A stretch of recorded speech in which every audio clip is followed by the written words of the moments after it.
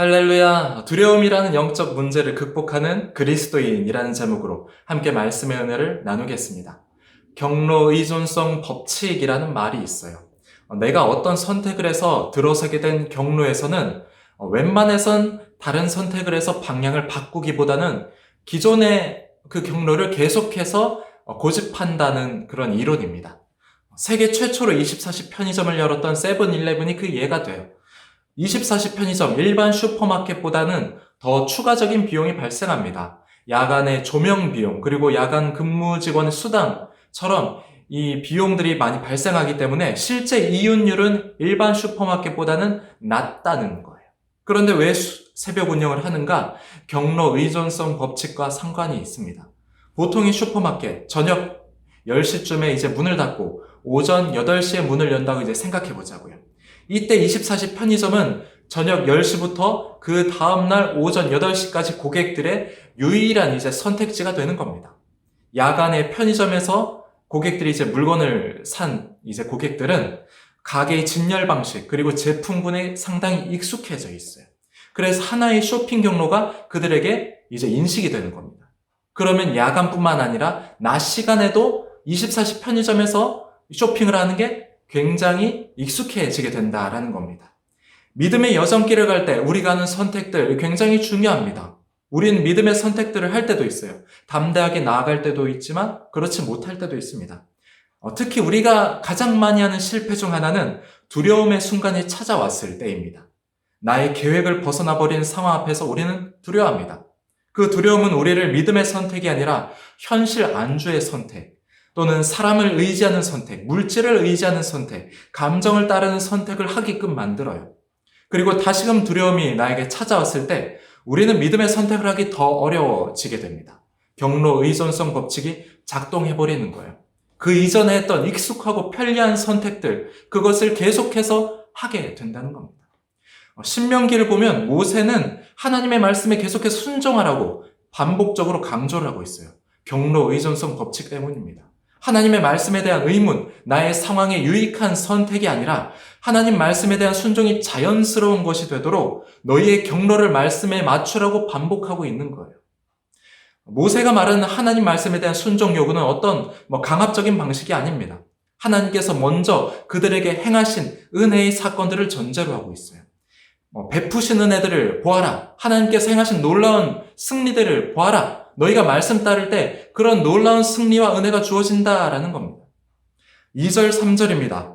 모세가 온 이스라엘을 소집하고 그들에게 이르되 여호와께서 애굽 땅에서 너희의 목전에 바로와 그의 모든 신하와 그의 온 땅에 행하신 모든 일을 너희가 보았나니 곧 그 큰 시험과 이적과 큰 기사를 내 눈으로 보았느니라. 모세는 출애굽 8대를 상기시키고 있어요. 모든이라는 뜻의 원어인 콜을 4번이나 반복하고 있습니다. 한 문장에서 한 단어를 4번 쓴다는 것, 이거 강조한다는 거예요. 모든 이집트 군사들, 모든 이집트 땅에서 행하신 모든 놀라운 일들을 너희 모든 이스라엘 백성들은 기억하라라는 겁니다.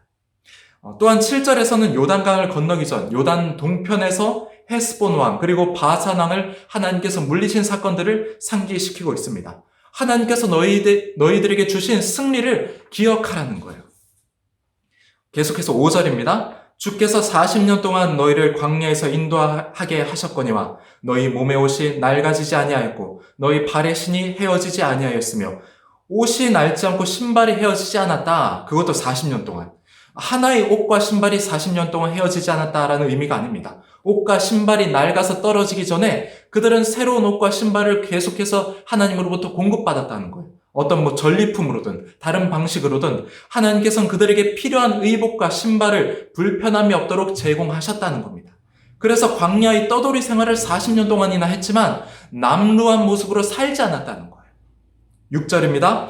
너희에게 떡도 먹지 못하며 포도주나 독주를 마시지 못하게 하셨음은 주는 너희의 하나님 여호와신 줄을 알게 하려 하심이니라. 떡이나 포도주, 당시 고대 근동사회의 기본적인 식료품이었습니다. 떡으로 표현된 빵을 만들기 위해서는 밀가루를 반죽해야 되고 이스트를 넣어서 화덕에서 굽는 시간과 노력이 많이 들어가게 돼요. 포도주 마찬가지죠. 포도를 수확해서 포도의 즙을 짜서 또 발효를 시키는 과정들이 필요합니다. 광야에서는 하고 싶다고 해서, 노력한다고 해서 얻어지는 것들이 아닙니다.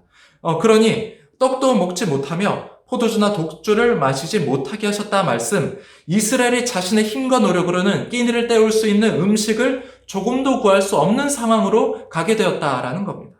하지만 그들의 힘과 노력, 그 대신에 하나님을 의지했을 때 이스라엘은 하늘의 양식을 경험할 수 있었어요.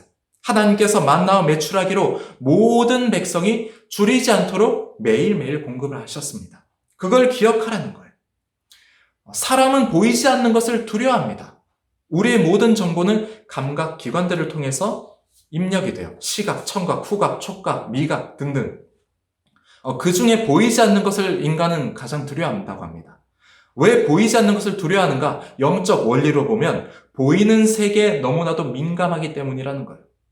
육과 혼의 영역에 집중하기 때문이라는 겁니다. 보이지 않는 영역들 볼 수 있는 건 영적 감각이 필요한데 이게 무뎌져 있기 때문이라는 거예요. 즉 겉사람이 치중된 삶을 살기 때문에 보이지 않는 속사람보다 겉사람이 나에게 더 중요하기 때문에 우리는 보이지 않는 것, 계획을 벗어나는 상황, 예상할 수 없는 미래를 두려워하게 된다는 겁니다. 고린도전서 2장 9절은 말합니다. 기록된 바 하나님이 자기를 사랑하는 자들을 위하여 예비하신 모든 것은 눈으로 보지 못하고 귀로 듣지 못하고 사람의 마음으로 생각하지도 못하였다함과 같으니라. 사도 바울은 고린도전서에서 십자가와 그리스도를 숨겨진 비밀이라고 말하고 있어요. 감추어져 있다는 겁니다. 인간의 감각으로는 알 수 있는 영역이 아니라는 거예요. 그래서 눈으로 보지 못한다, 귀로 듣지 못한다, 사람의 마음으로 생각하지 못한다라고 말해요. 사람의 지혜, 혼과 육의 영역으로는 이 비밀을 절대 발견하지 못한다라는 겁니다.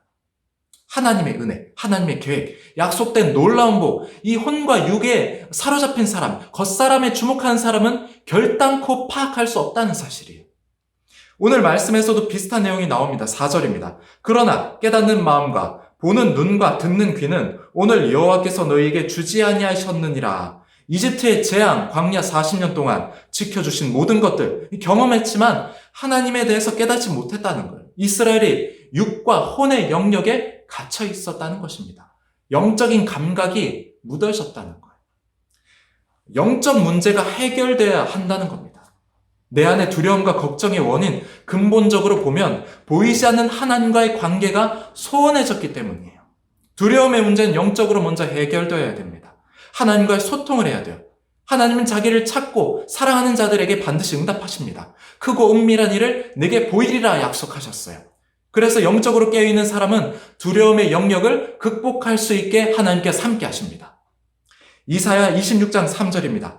주께서 심지가 견고한 자를 평강하도록 지키시리니 이는 그가 주를 신뢰함이니이다. 평강의 비밀이 바로 여기 있는 거예요.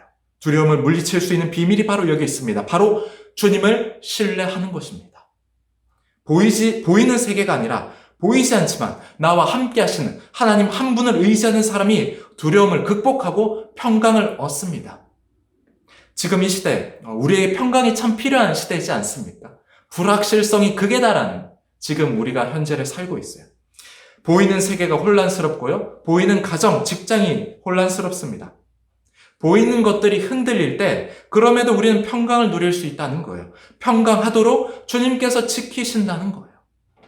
이 시대를 살아가는 우리가 두려움을 극복할 수 있는 방법, 바로 영적 문제에 있습니다. 보이는 세계, 혼과 육의 영역으로 극복하려고 노력하는 것이 아니라 보이지 않는 내면, 영적 영역으로 우리가 세상을 바라볼 수 있어야 된다는 거예요. 그러면 영원한 반석 되신 하나님 아버지께서 우리를 모든 상황, 모든 환경에서 지켜주실 것입니다. 우리 믿음의 여정길 속에서 흔들리지 않는 대로를 우리 주님께서 걸어가게 허락하실 거라는 거예요. 믿음으로 오늘 모든 두려움과 모든 걱정을 극복하고 평강하도록 지키시는 하나님의 은혜를 경험하는 우리 모든 청함의 성도님들 되시기를 주님의 이름으로 간절히 축복합니다.